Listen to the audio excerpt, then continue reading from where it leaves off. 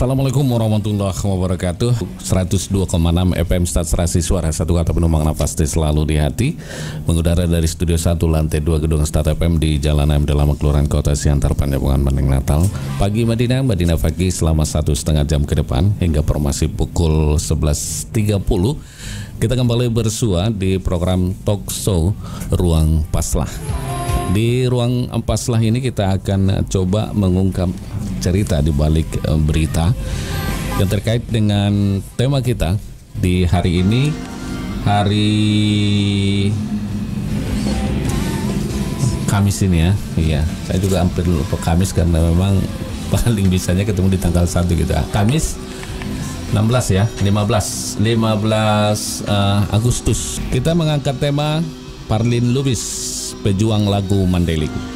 Itu tema kita di pagi hari ini di Ruang Paslah. Kita akan mengupas dan mengungkap cerita apa saja yang ada dalam Parlin, diri seorang seniman Mandailing, Parlin Lubis yang menjadi pejuang lagu Mandailing. Apalagi kaitannya dengan hari memperingati Hari Kemerdekaan Republik Indonesia. Banyak pejuang, tapi lagu-lagu melestarikan budaya dan ikut mensukseskan budaya itu juga adalah bagian dari perjuangan.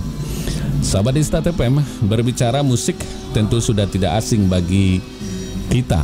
Hampir setiap hari kita mendengar musik, baik di rumah, di angkot, di tempat kerja, di warung, atau mungkin di pasar, bahkan di kantor di mana kita bekerja juga demikian.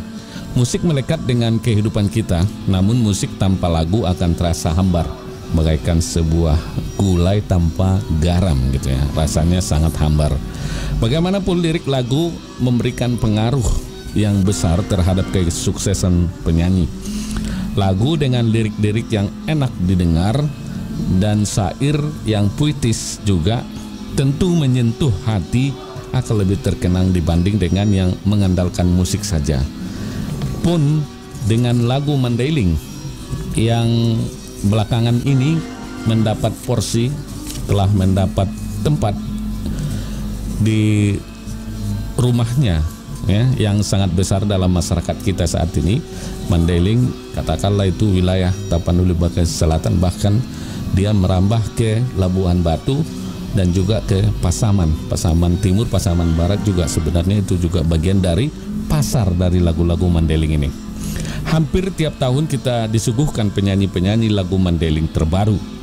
Berbicara tentang lagu-lagu Mandailing dengan segala kemewahannya, dengan segala warna-warni dan pernak-perniknya, tentu tidak elok jika tidak menilik sejarah.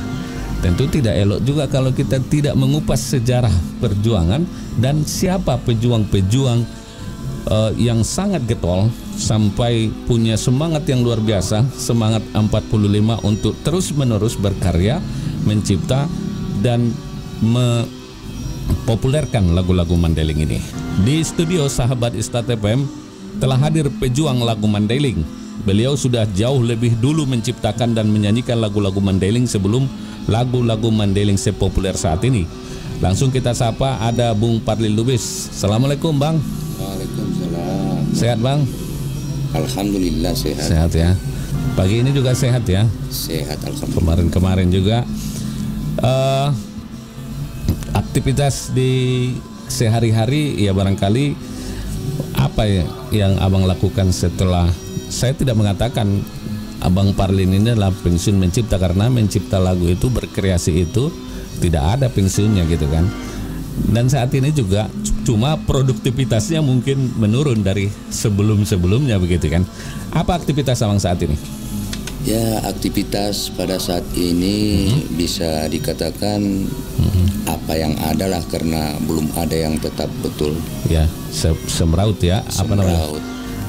Masih semua dilakukan. Kalau aktivitas dalam konteks pencipta, bernyanyi itu masih jalan? Masih, insya Allah masih. Di mana? Di YouTube?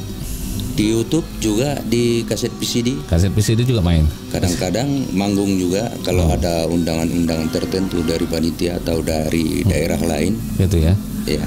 Oke Bang, ini berarti kalau aktivitas bermusiknya sampai saat ini masih jalan ya?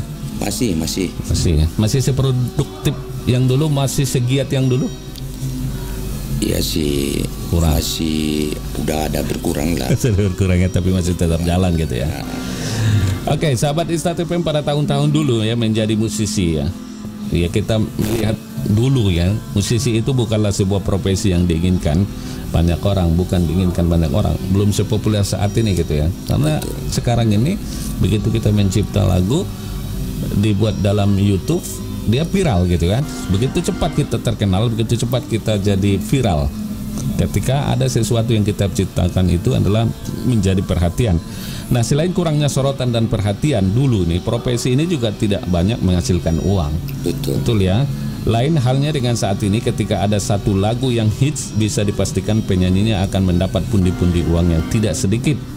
Lantas apa yang membuat Bang Parlin ini memilih profesi sebagai musisi di masa itu dan sampai sekarang? Ya, karena memang sudah begitulah panggilan jiwa. Dan juga karena saya menilai ataupun melihat masa-masa dulu, kenapa daerah saya lagu-lagu Mandailing tidak dikenal di mana-mana, gitu ya? melainkan dengan lagu-lagu daerah lain lah. Lagu Karo malah lebih populer Karo. Lagu mungkin, Karo, lagu Minang, Toba, ya? lagu Minang. Kenapa? Itu di Mandailing. Di Mandailing Lebih populer itu dan bisa. lebih diterima masyarakat. Nah, itu sebenarnya yang betul-betul memotivasi saya bergiat untuk menciptakan lagu-lagu daerah, walaupun bagaimana saya perjuangkan terus supaya dicintai oleh masyarakat sendiri. Dan itu tanpa pamrih ya. Tanpa pamrih itu. Dimanapun dimainkan gitu, di Lopo atau di mana ada gitar, main lagu-lagu Mandailing gitu ya. Betul. Abang pernah menyanyikan lagu-lagu selain lagu Mandailing? Pernah sebelum santer lagu-lagu Mandailing pernah. Ya, berarti itulah motivasi yang kuat untuk menetapkan hati memilih musisi ya sebagai profesi dengan segala polemiknya. Boleh diceritakan perjalanan karirnya, Bu? Perjalanan karir dari dulu itu dimulainya seperti apa, lalu menjadi apa gitu kan? Ya, dulu kalau tidak silap, mulai dari tahun 77-an lah, saya sudah mulai menciptakan lagu-lagu Mandailing. Masih ingat apa lagunya pertama? Lagu yang pertamanya itu termasuk Ada Salahku yang lagi ngetop sekarang itu. Itu di apa kembali ya? Diliris kembali itu lagu itu ya. Diliris kembali. Ada Salahku. Ya. Sedikit aja, Bang. Masih ingat? Tarsonggo doau membaca surat nianggi. Itu berawal dari apa ceritanya nih? Boleh sedikit bercerita tentang itu? Nah, itu sebetulnya perasaannya, inspirasinya. Andai kata ada satu orang ataupun pasangan lah misalnya, andai kata salah seorang dari mereka itu meninggalkan, bagaimana ini gitu. Terinspirasi dari situ saya. Terinspirasi. Oke, kita balik lagi ke situ. Kemudian awalnya itu diciptakan, diapakan begitu lagu itu selesai gitu. Abang kemanakan waktu itu?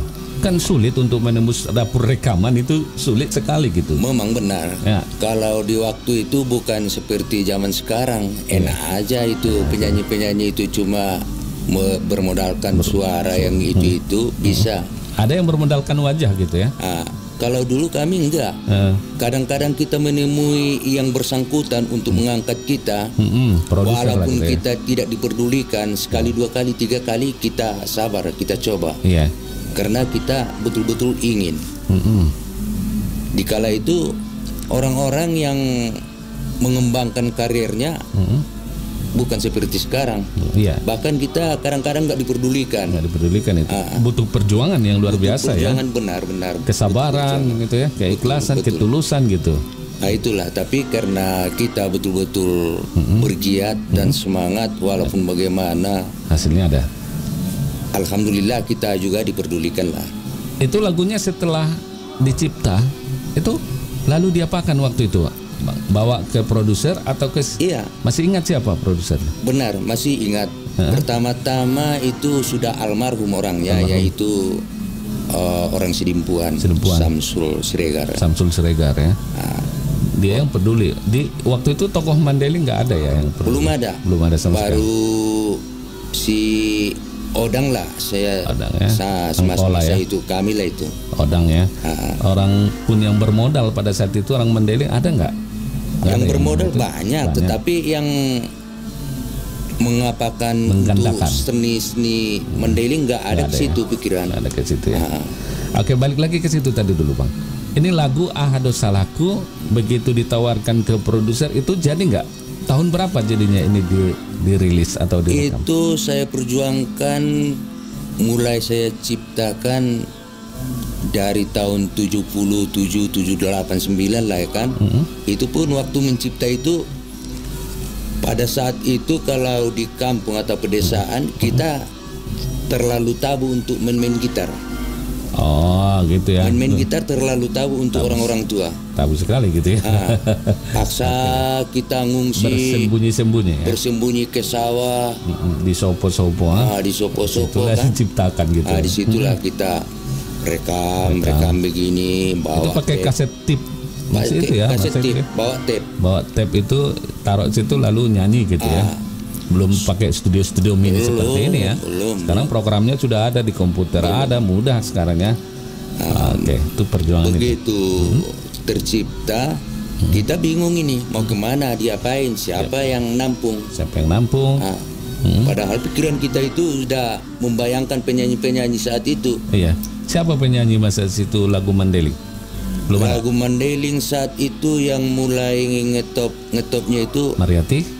Bukan, itu masih ya? Kita itu Taufik Lubis ya, sama Anasti atau sekarang Ona Sutra. Iya benar. Apa lagunya Bujing-bujing Banyak Bunga? Betul, Pisang Hongkong, Zaman Apollo. Ya. Kemudian Ketakit Manorto apa ya? Ulang Mertandang ya. Ulang Mertandang. Itu Anasti ya dulu ya. Anasti. Taufik ya. Itu generasi pertama mungkin. Generasi pertama. Berarti orang Bang Parlin ini masuk di generasi kedua di era 77 ya. Betul. Ini sebenarnya kalau Abang ini sama ini karirnya perjalanannya bersama dengan Ebit Gyade. Dia pun memulai karirnya tahun 77 ya di Camellia 1 gitu kan. Nah, atau penyanyi setara dengan itulah. Abang ini Bang Parlin sudah berkarya sahabat di Start FM mulai tahun 77. Terus berupaya menciptakan lagu-lagu Mandailing dan mempopulerkan lagu-lagu Mandailing. Nah, untuk lagu-lagu yang diciptakan itu di proses kerjanya tadi ya butuh waktu berapa lama untuk satu lagu itu? Dan inspirasi lagunya datang dari mana gitu? Sebenarnya itu kita nggak bisa menjadwalkan dalam satu lagu harus kelar. Kadang-kadang kita sudah merilis. Udah memang kelar perasaan kita dalam satu lagu, dalam satu minggu ini. Tapi kadang-kadang kita teliti nggak cocok, coret lagi, diperbaharui lagi. Kadang-kadang ada 2 minggu, ada 3 minggu baru kelar satu lagu. Oh gitu ya. Butuh perjuangan yang lama ya tentunya. Baik, sahabat di Start FM, dalam hal apapun selalu ada yang namanya tantangan, itu pasti ya. Betul. Lalu apa saja tantangan bagi musisi-musisi daerah? Apa saja yang Abang rasakan untuk tantangan itu? Tapi tetap bersabar dulu sahabat di Start FM, tetap bersama kami di Ruang Paslah, mengungkap cerita di balik berita. Satu kata penuh makna pasti selalu di hati.